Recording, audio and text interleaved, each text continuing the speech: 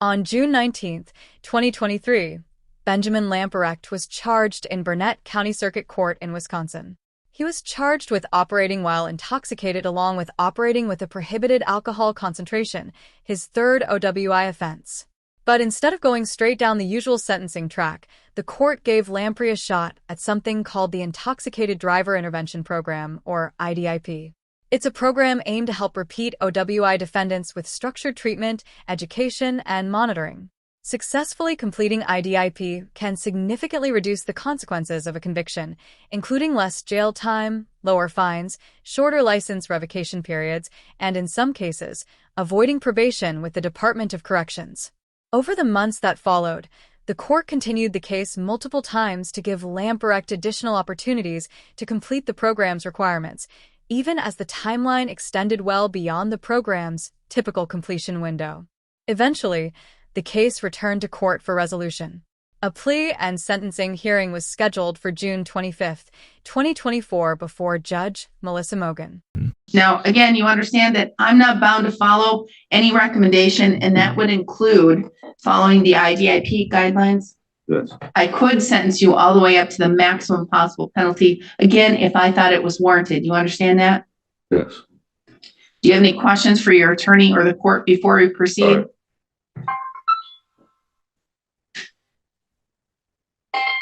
And that's all kinds of fun today. Okay. Sorry about that. All right. So you understand I could sentence you to the maximum penalty? Yes. Okay. Any questions? Just one. It's just kind of a math question. I just want to know if it's fictional or fact. Math is usually not fiction. It's math. And yeah, so I'd just like to be explained, like, how math works. So I'm pretty good at math. You want me to get a math professor in here to explain it? Because I'm not a mathematician. That's what he said.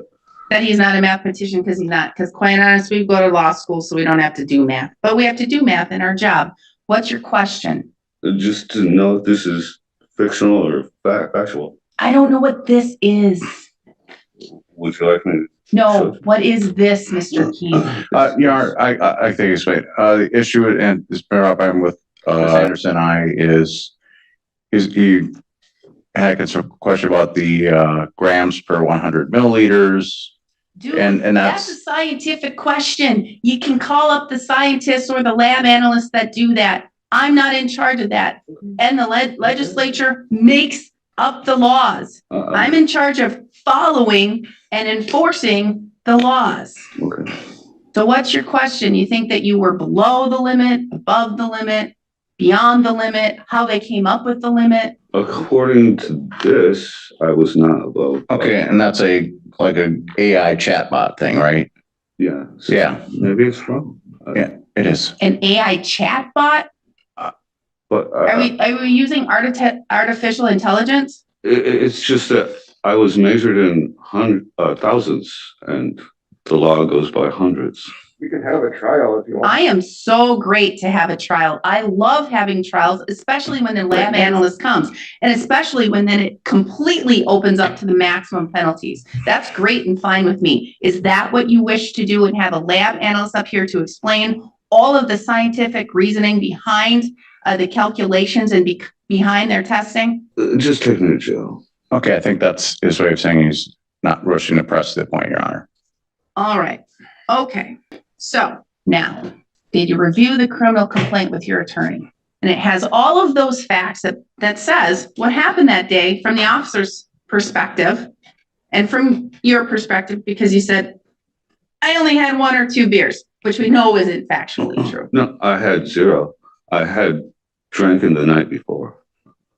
So then you drank a lot more than 1 or 2 beers the night before. I had a six pack of 16 ounces and a 16 ounce of.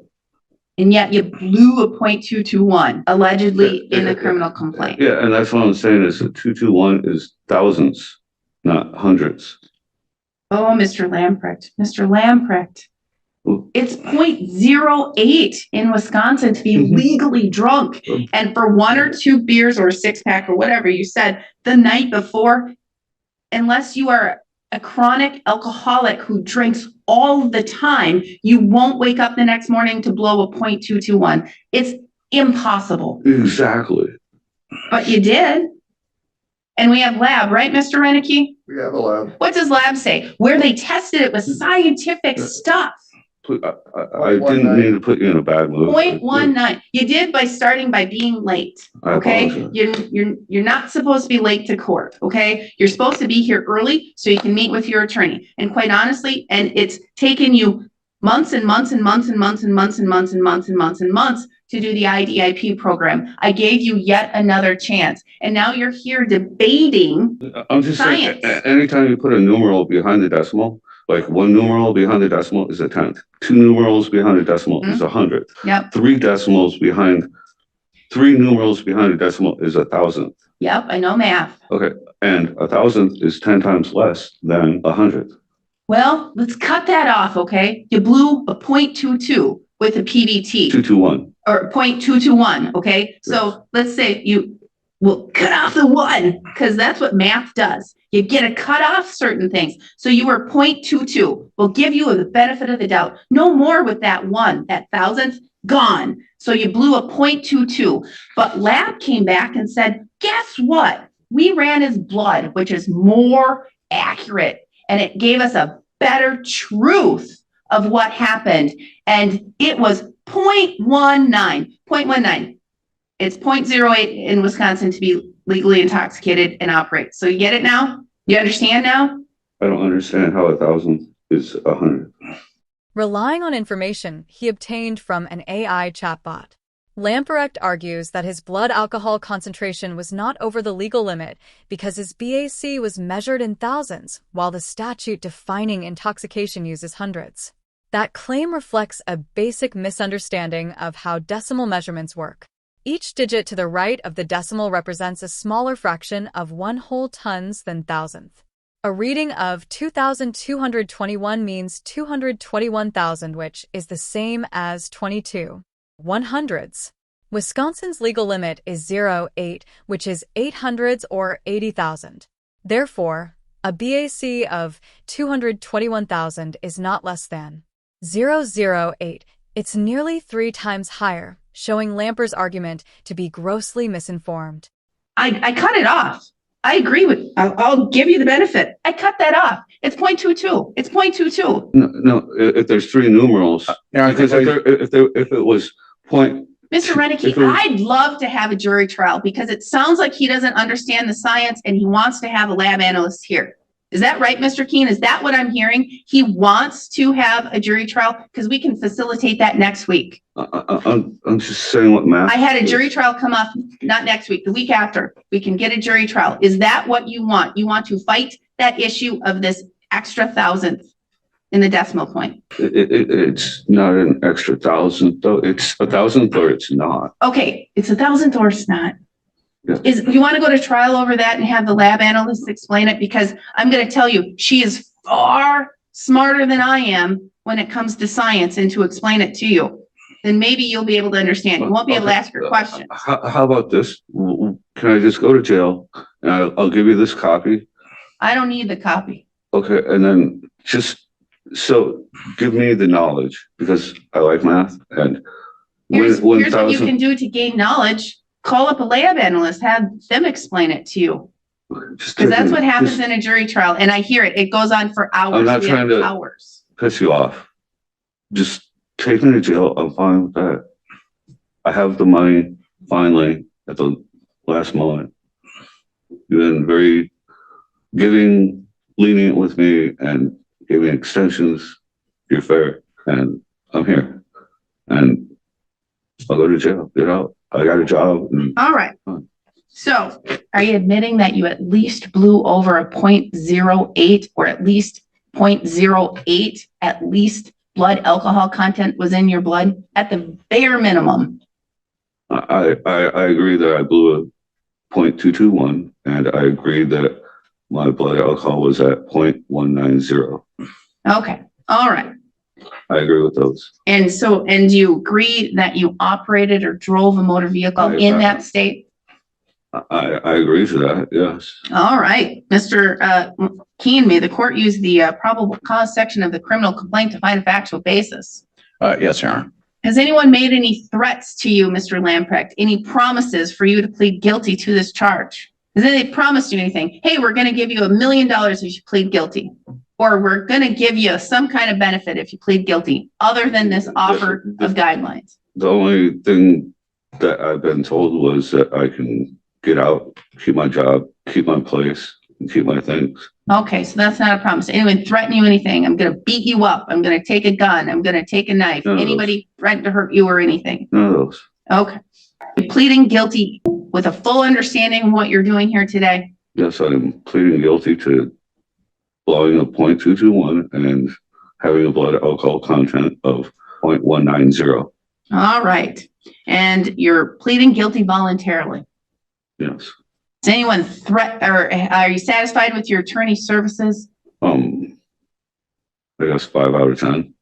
5 out of 10. Has he done a good job in the fact that he's looked to see if you had defenses? Because I'm going to tell you, your argument here is crap. I don't say crap in court, it's crap. I'm just trying to conversate. I'm not trying to argue. This isn't a conversate Okay. time, okay? This Okay. isn't a time to conversate. Okay. This is a plea and sentencing Okay. in which you showed up to court 18 minutes late. Okay. I forgot my money. I apologize. Has your attorney talked to you about the case? Yes. And has he looked at everything and discussed with you everything that he's seen in discovery? Except for my one question. All right, because he's not a scientist, but he said you can figure that out. Talk to a scientist, right? I don't know any.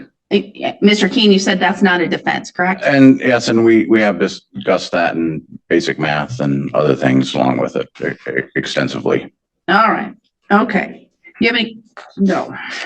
All right. So based on voluntarily, I'm going to find that you understand your constitutional rights and what it means to waive and give up those rights.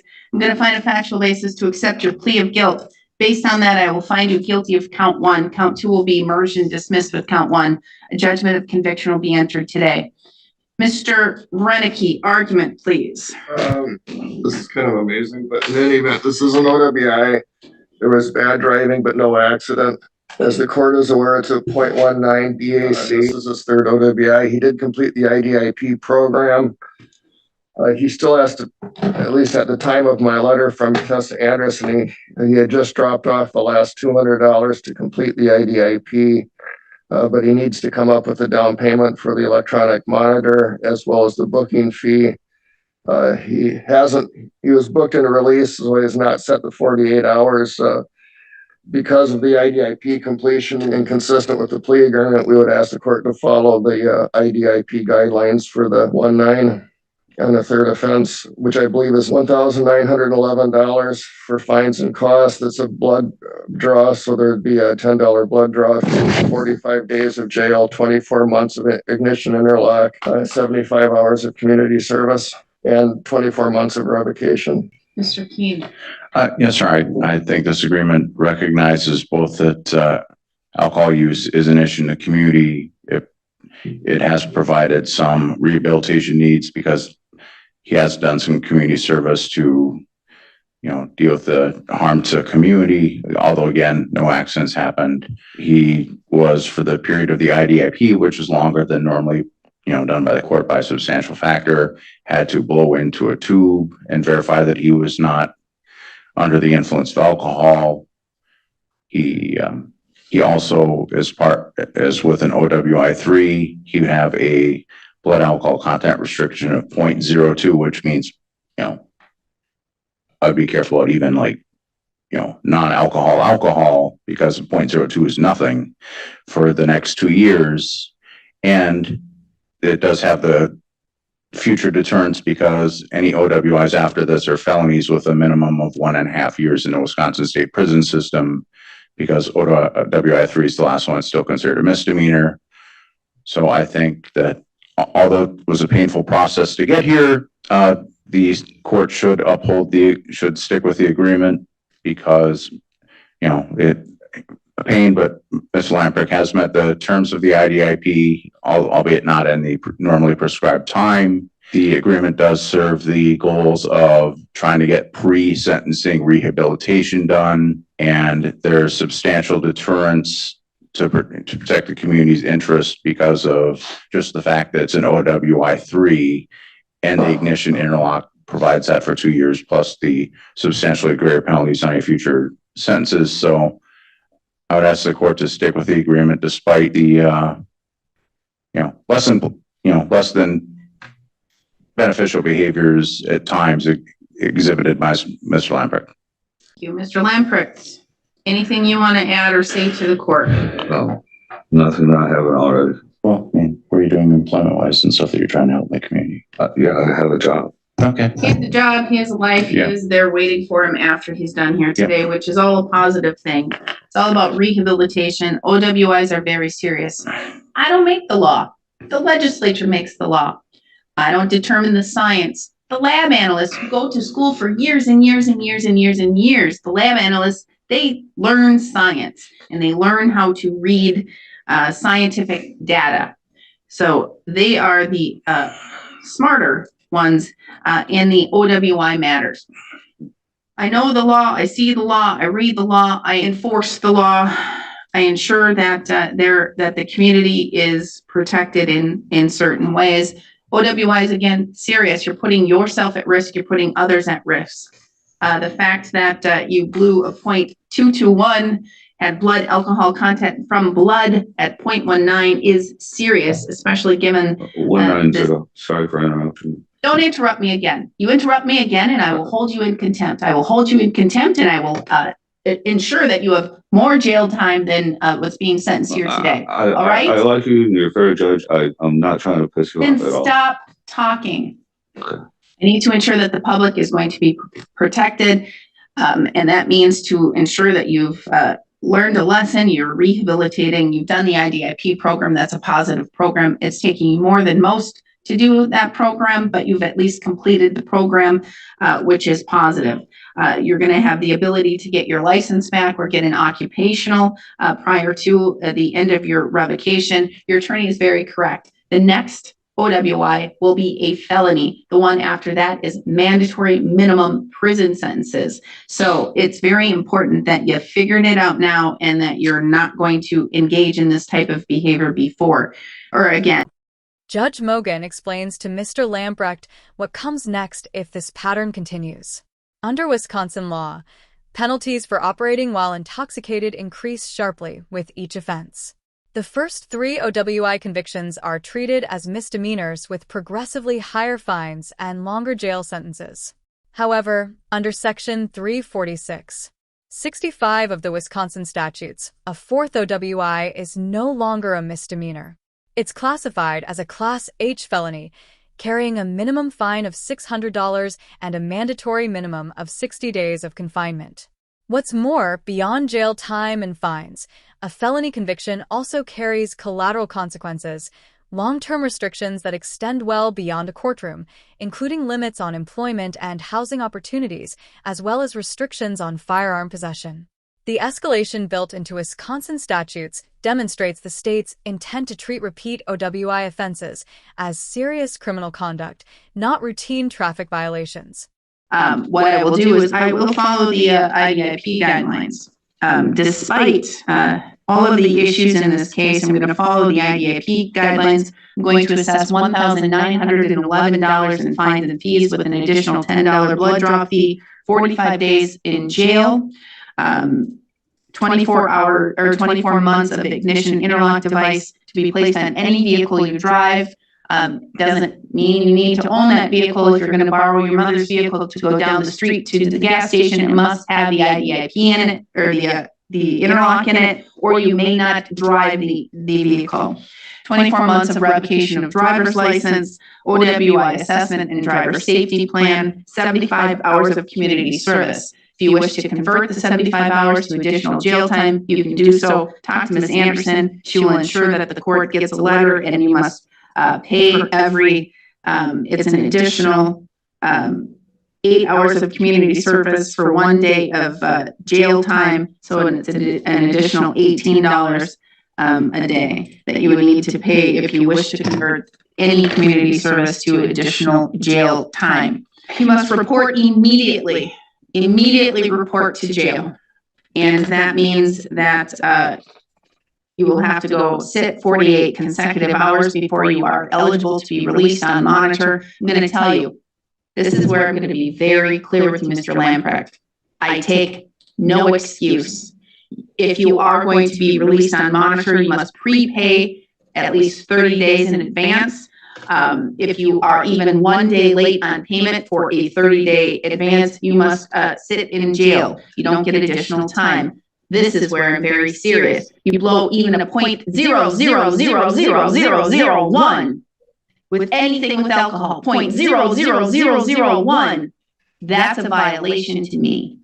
You will be immediately terminated off of the monitor. You will immediately report to jail, and you will sit the whole sentence, no good time, no Huber. I do not take, I was near rubbing alcohol. I do not take, I ate bang bang shrimp. I do not take that I ate tiramisu and it was made with real alcohol. Okay? I take no excuse.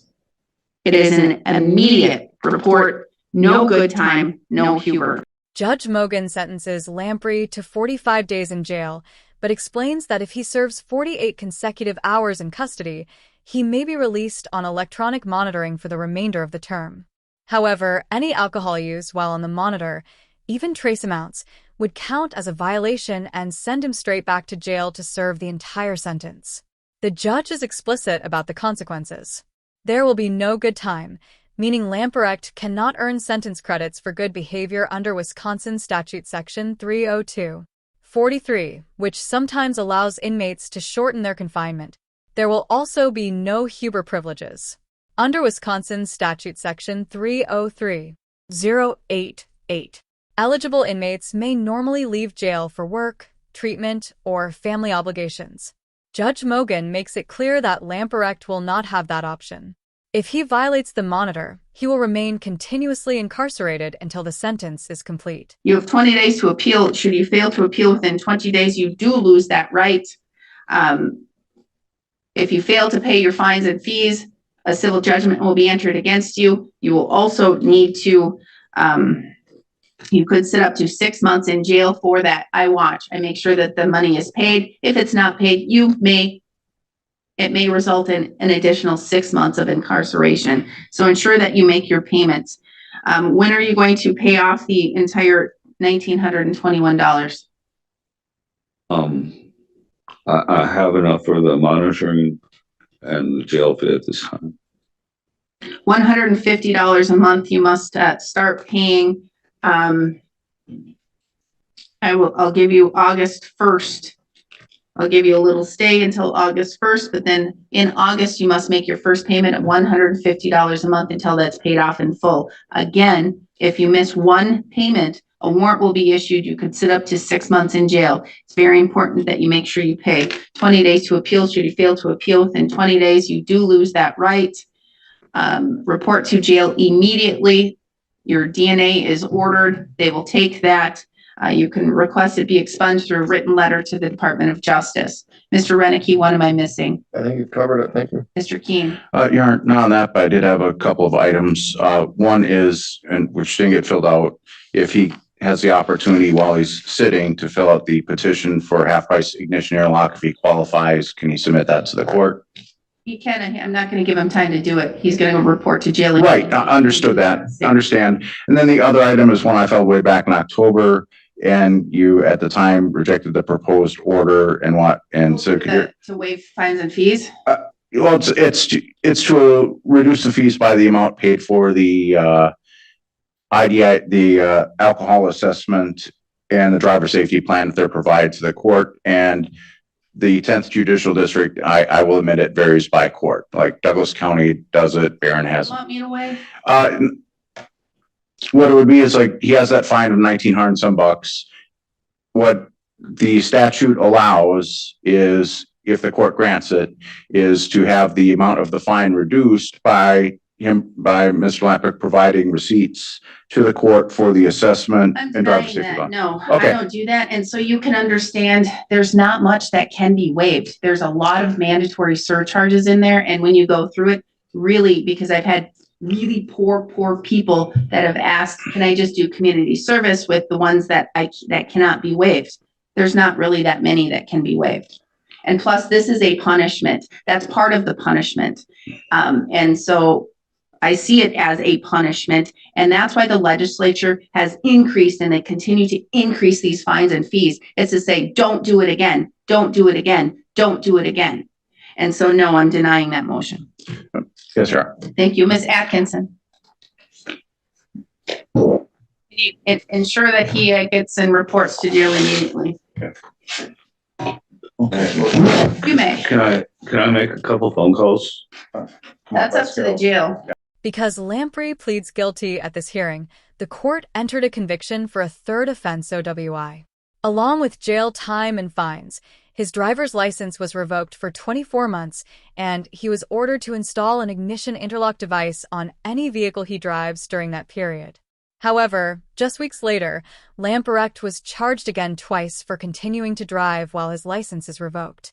The first incident occurred on July 31st, 2024, and the second on August 12th, where he was also accused of violating the ignition interlock requirement imposed by this court. Over the next year, those cases moved forward together, marked by missed hearings, delays, and multiple warrants. By October of 2025, the matters were finally resolved. Lamprecht pleaded guilty to one count of driving with a revoked license, while the remaining charges were dismissed, but read into the record at sentencing. Taken as a whole, this hearing illustrates the risks of relying on artificial intelligence instead of qualified legal counsel. Lamper's attorney had already explained that the argument he raised that his blood alcohol concentration was invalid because it was expressed in thousands rather than hundreds had no legal or mathematical foundation. Even so, he chose to press the point in open court. What emerges is not just a misunderstanding of numbers, but a broader pattern, one that shows up in repeated delays, missed deadlines, resistance to advice, and continued violations even after the court extended multiple opportunities for rehabilitation. In the end, the math wasn't the problem.